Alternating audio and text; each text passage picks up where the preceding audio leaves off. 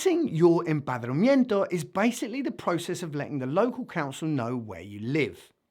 Empadronamiento in English is like a census certificate, except it's updated every time you move and is used for lots of different and other paper-fueled tasks. The process is simple, although it's not always easy, but it is necessary, whether you're a Spanish native or an expat, because it adds your name and address into the census of the city you're living in.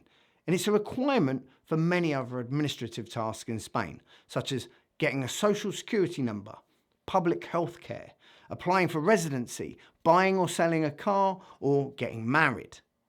For each person registered in a municipality, the ayuntamiento, or town hall, receives funding for services such as policing, health centres, cleaning and maintenance. The register is used to serve as an official tally of how many people, legal or not, live in a community.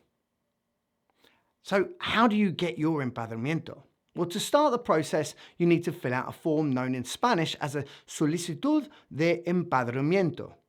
But in my experience, if you rock up to the town hall early enough, they'll just do it there and then for you. It does depend where you are though, because as I understand it, in Madrid, for example, you need to make an online appointment.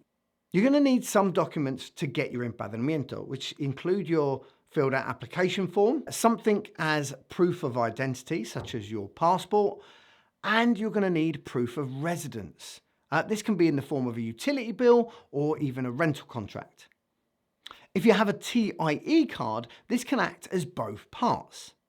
Now, normally, your empadronamiento will only last for 3 months. So if you're using it to buy a car, for instance, you're going to need to get one close to the actual day of purchase. This process is also necessary if you've already registered and have a Padron, but you move house.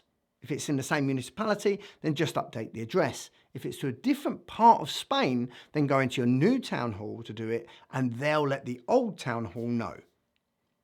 When moving away from Spain, the town hall or junta municipal should be notified so the Padron can be updated. And for crying out loud, make sure you let them know if you've died. If you find these videos useful, then please consider dropping a like, as it will let other people find them too. The next step in your journey might be getting your NIE, so I strongly suggest you take a look at this video next, or there's a whole life admin playlist to get stuck into. We'll catch you in the next one. Whoop, bam, done.